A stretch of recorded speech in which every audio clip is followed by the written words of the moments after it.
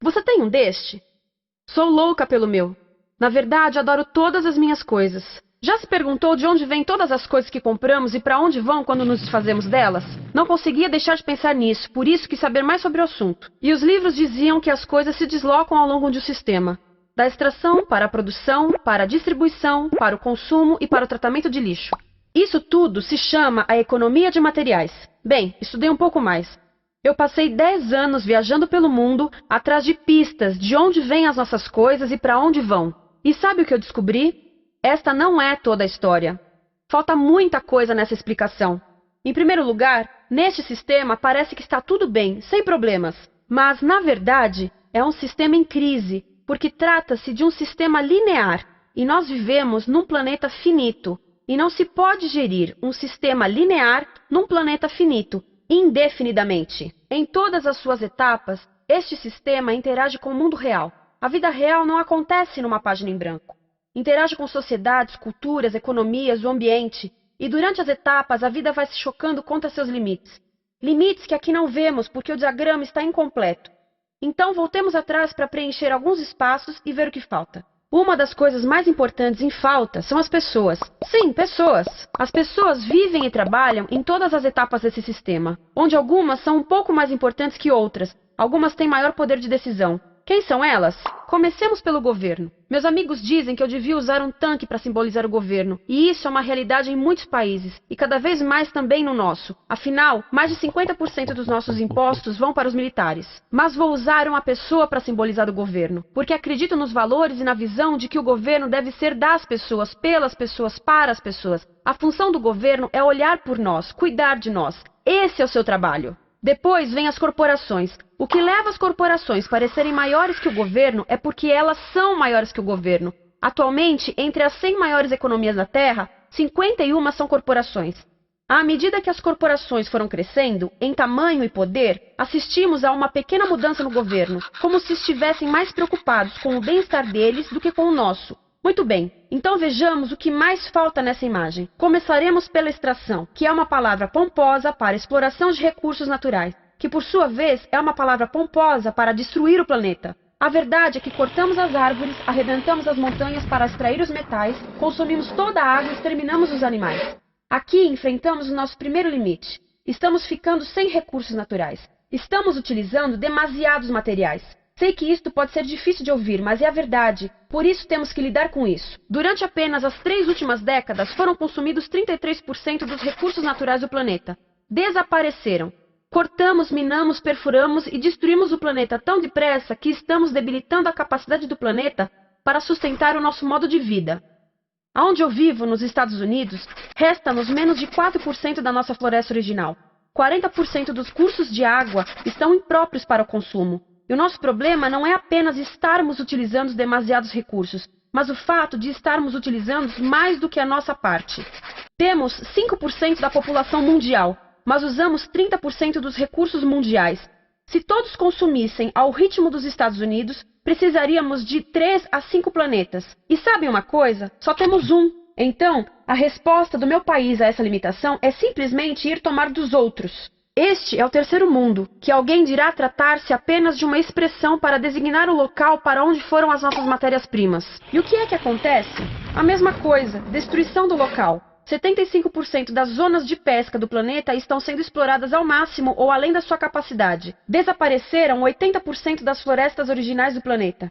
Só na Amazônia perdemos 2.000 árvores por minuto, o equivalente a um campo de futebol por minuto. Então, e as pessoas que vivem aqui? Bem, de acordo com esses sujeitos, eles não são donos desses recursos, mesmo que vivam lá há gerações. Não são donos dos meios de produção, nem compram muitas coisas. Nesse sistema, quem não possui nem compra muitas coisas não tem valor. A seguir, as matérias-primas seguem para a produção, aonde utilizamos energia para misturar químicos tóxicos com recursos naturais para produzir produtos contaminados com tóxicos. Há atualmente no comércio mais de 100.000 químicos sintéticos. Apenas um punhado foi testado para avaliar o seu impacto na saúde, e nenhum foi testado em relação aos impactos sinérgicos na saúde, ou seja, a interação com todos os outros químicos aos quais estamos expostos diariamente.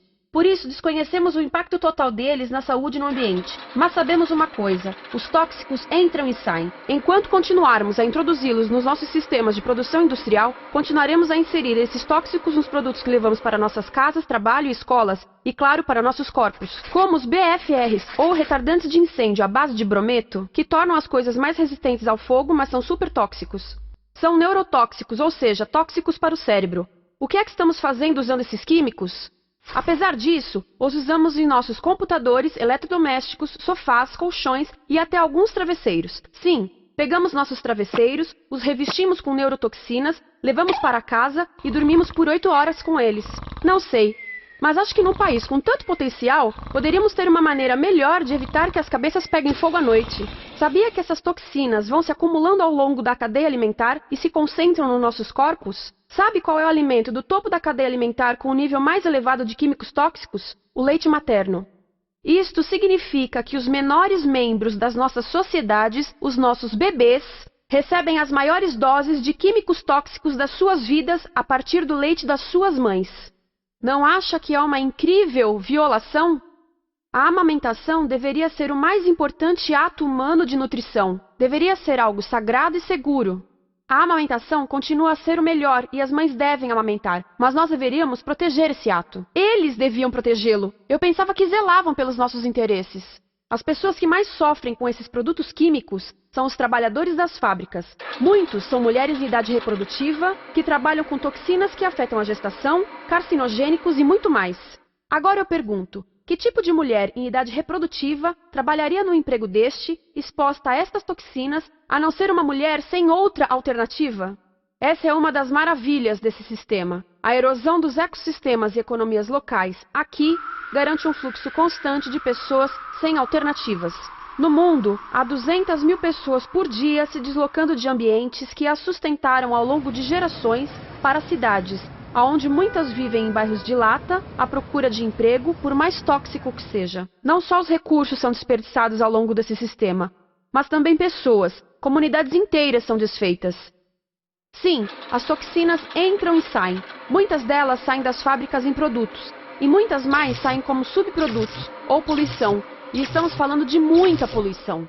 Nos Estados Unidos, as indústrias admitem liberar mais de 1.800.000 quilos de químicos tóxicos por ano. Deve ser muito mais, porque isso é o que eles admitem. Trata-se de outro limite, porque quem quer ver e respirar 1.800.000 quilos de químicos tóxicos por ano? Então o que eles fazem? Mudam as fábricas poluidoras para o estrangeiro, para poluir outros países. Mas, surpresa, grande parte dessa poluição volta para nós trazida pelo vento. E o que acontece depois de todos os recursos naturais serem transformados em produtos? Passam por aqui, para a distribuição, o que significa vender todo o lixo contaminado com toxinas o mais rápido possível. Aqui, o objetivo é manter os preços baixos, com as pessoas comprando os produtos em constante movimento. Como eles mantêm os preços baixos? Pagam salários baixos aos trabalhadores das lojas e restringem o acesso aos seguros de saúde sempre que podem. Tudo se resume em exteriorizar os custos. O verdadeiro custo da produção não se reflete no preço. Em outras palavras, não pagamos aquilo que compramos. Outro dia estive pensando nisto. Ia a caminho do trabalho e queria ouvir as notícias. Por isso entrei numa loja para comprar um rádio. Encontrei um pequeno rádio verde engraçado que custava $4,99. Na fila do caixa pensei, como $4,99 podem refletir o custo da produção e transporte desse rádio até ele chegar nas minhas mãos? O metal deve ter sido extraído na África do Sul. O petróleo provavelmente do Iraque. O plástico produzido na China e talvez montado por uma criança de 15 anos numa fábrica do México. $4,99 não paga nem o aluguel do espaço ocupado na prateleira, nem parte do salário do empregado que me atendeu, ou as viagens de navio e caminhão que o rádio fez. Foi assim que eu percebi que eu não paguei o valor do rádio. Então, quem pagou? Estas pessoas pagaram com a perda do espaço dos seus recursos naturais. Estas pagaram com a perda do ar puro, com o aumento de doenças como asma e câncer. As crianças do Congo pagaram com o seu futuro, pois 30% delas abandonam a escola para trabalhar nas minas de coltan, um metal que usamos em aparelhos eletrônicos baratos e descartáveis. Estas pessoas pagaram por não ter direito ao seguro de saúde. Ao longo desse sistema, pessoas contribuíram para que eu comprasse o rádio por $4,99. Mas essas contribuições não são registradas por nenhum contabilista. É isto que eu quero dizer com exteriorizar o verdadeiro custo de produção. E isso nos leva à seta dourada do consumo. O coração do sistema, o motor que impulsiona. É tão importante proteger esta seta que se tornou prioridade daqueles dois sujeitos. É por isso que após o 11 de setembro, quando nosso país estava em choque, o presidente Bush poderia ter sugerido fazer luto, rezar, ter esperança, mas não, ele disse para fazermos compras.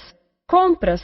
Nos tornamos uma nação de consumidores. Nossa principal identidade passou a ser de consumidores. Não mães, professores, agricultores, mas consumidores. Nosso valor é medido e demonstrado pelo quanto contribuímos para esta seta. Quanto consumimos. Não é isso que fazemos? Compramos, compramos, compramos. Manter os produtos circulando. E como circulam? Sabe qual a porcentagem dos produtos que circulam através desse sistema que ainda são usados 6 meses depois da venda na América do Norte? 50%? 20%? Não, 1%. 1. Em outras palavras, 99% das coisas que nós cultivamos, processamos, transformamos, 99% das coisas que percorrem o sistema são lixo em menos de 6 meses. Como é que podemos gerir um planeta com esse nível de rendimento? Mas não foi sempre assim. Hoje, o consumidor médio americano consome o dobro que há 50 anos. Pergunte à sua avó. No tempo dela, a boa gestão, a engenhosidade e a poupança eram valorizados. Então, como é que isso aconteceu? Bem, não aconteceu simplesmente. Foi planejado. Pouco depois da Segunda Guerra Mundial, estes sujeitos estudavam a forma de impulsionar a economia. O analista de vendas Victor Lebow articulou a solução que se tornaria a norma de todo o sistema. Ele disse: a nossa enorme economia produtiva exige que façamos do consumo a nossa forma de vida, que tornemos a compra e uso de bens em rituais, que procuremos a nossa satisfação espiritual, a satisfação do nosso ego no consumo. Precisamos que as coisas sejam consumidas, destruídas, substituídas e descartadas a um ritmo cada vez maior. O conselheiro econômico do presidente Eisenhower disse: o principal objetivo da economia americana é produzir mais bens de consumo. Mais bens de consumo? O nosso principal objetivo? Não é providenciar cuidados médicos, ou educação, ou transportes seguros, ou sustentabilidade, ou justiça? Bens de consumo? Como é que eles nos fizeram adotar esse sistema de forma tão entusiástica? Bem, duas das suas estratégias mais bem-sucedidas são a obsolescência planejada e a obsolescência perceptiva. A obsolescência planejada é uma outra forma de dizer criado para ir para o lixo. Eles fazem as coisas de modo que sejam inúteis tão rápido quanto possível para jogarmos fora e voltarmos a comprar. Isso é óbvio em sacolas ou copos de plástico, mas verifica-se isso em coisas maiores como esfregões, DVDs, máquinas fotográficas, churrasqueiras, quase tudo, até computadores. Já reparou que quando compra um computador, a tecnologia muda tão rápido que em poucos anos se torna quase um impedimento para a comunicação? Fiquei curiosa e abri um desses computadores para ver o que tinha dentro, e descobri que a peça que se muda a cada ano é apenas uma pecinha no canto. Mas não se pode mudar apenas essa peça, porque cada nova versão tem um formato diferente. Tem que jogar tudo fora e comprar um novo. Estive lendo sobre o design industrial da década de 50, quando a obsolescência planejada começou a aparecer. Esses designers eram muito claros sobre o assunto. Chegavam a debater quão rápido conseguiam que um aparelho avariasse, mas de modo que o consumidor mantivesse fé suficiente para ir comprar outro. Foi tão intencional, mas as coisas não avariam suficientemente rápido para manter essa seta funcionando. Por isso existe também a obsolescência perceptiva. A obsolescência perceptiva nos convence a jogar fora coisas que ainda são perfeitamente úteis. Como fazem isso? Mudam a aparência das coisas. Por isso, se comprou suas coisas há alguns anos, todos percebem que você não tem contribuído para essa seta. E como o nosso valor depende da nossa contribuição para essa seta, isso pode ser embaraçoso. Por exemplo, se eu tiver o mesmo monitor de computador gordo e branco na minha mesa por 5 anos e a minha colega tiver comprado um computador novo, ela vai ter um monitor plano brilhante que combina com o computador, com o celular e até com as canetas. Ela parece estar operando uma nave espacial e eu pareço que tenho uma máquina de lavar na mesa. A moda é outro bom exemplo. Já se perguntou por que os saltos dos sapatos das mulheres passam de largos para finos num ano e no próximo de finos para largos? Não é por haver um debate sobre qual deles é mais saudável. É porque usar saltos largos num ano de saltos finos mostra que você não contribuiu recentemente para a seta. Por isso não vale tanto quanto a pessoa com saltos finos ao seu lado, ou em um anúncio. É para comprarmos sapatos novos. A publicidade e a mídia em geral têm um papel importante nisto. Cada um de nós nos Estados Unidos é bombardeado com mais de 3.000 anúncios por dia. Vemos mais publicidade num ano do que as pessoas há 50 anos viam em toda a vida. Qual é o objetivo de um anúncio se não nos fazer infelizes com o que temos? Por isso, nos dizem 3.000 vezes por dia que nosso cabelo está errado, nossa pele, nossa roupa, nossos móveis, nossos carros, nós estamos errados. Mas tudo se resolve se formos às compras. A mídia também ajuda a esconder tudo isto e isto. Por isso, a única parte da economia que vemos são as compras. A extração, produção e envio para o lixo acontecem fora do nosso campo de visão. Por isso, nos Estados Unidos, temos mais coisas do que tivemos antes, mas pesquisas mostram nossa felicidade declinando. Nossa felicidade teve seu pico na década de 50, a mesma época em que a febre consumista explodiu. Coincidência interessante. Acho que sei o porquê. Temos mais coisas, porém menos tempo para o que realmente nos faz felizes. Amigos, família, tempo livre. Estamos trabalhando mais do que nunca. Analistas dizem que não temos tão pouco tempo livre desde a sociedade feudal. E sabem quais são as duas atividades que mais fazemos no pouco tempo livre que temos? Ver televisão e fazer compras.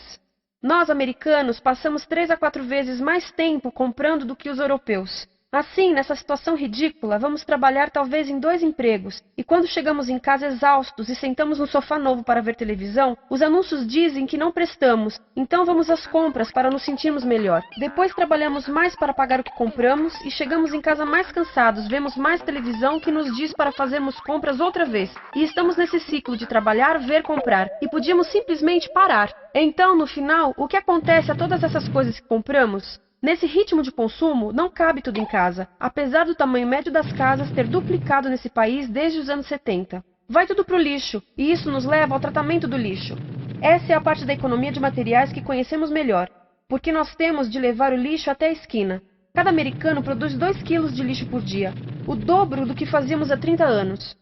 Todo esse lixo ou é despejado num aterro, que é um grande buraco no chão, ou ainda pior, primeiro é incinerado e depois despejado no aterro. As duas formas poluem o ar, o solo, a água, sem esquecer que alteram o clima. A incineração é realmente ruim. Lembra daqueles tóxicos da fase da produção?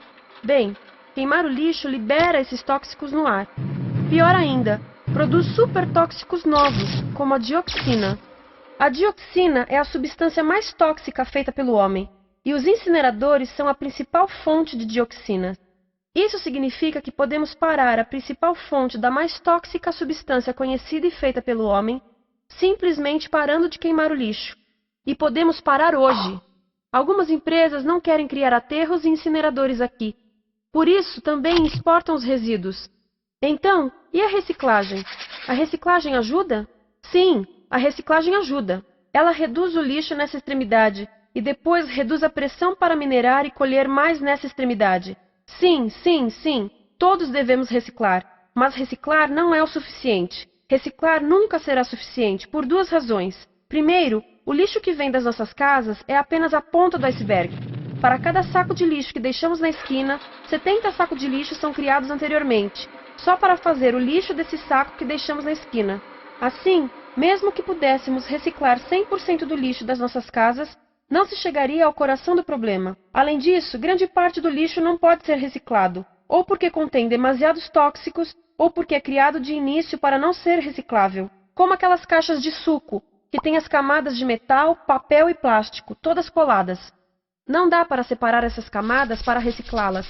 Como se vê, é um sistema em crise. Por todo o percurso, estamos batendo em limites, do clima em mudança ao decréscimo da felicidade. Simplesmente não está funcionando. Mas a parte boa de um problema tão generalizado é haver tantos pontos de intervenção. Há pessoas trabalhando aqui salvando florestas, e aqui na produção limpa. Pessoas trabalhando em direitos do trabalho, em comércio justo, em consumo consciente, no bloqueio de aterros e incineradores.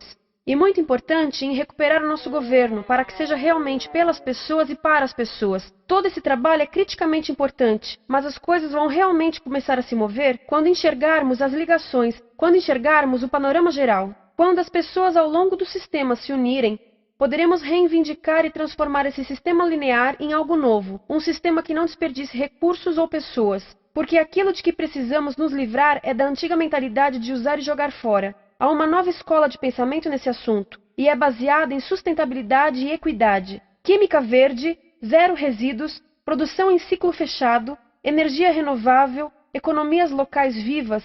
Já está acontecendo. Há quem diga que é irrealista, idealista, que não pode acontecer. Mas eu digo que quem é irrealista são os que querem continuar pelo velho caminho. Isso é que é sonhar. Lembre-se que a velha forma não aconteceu por acaso. Não é como a gravidade que temos que conviver. As pessoas a criaram, e nós também somos pessoas. Por isso vamos criar algo novo.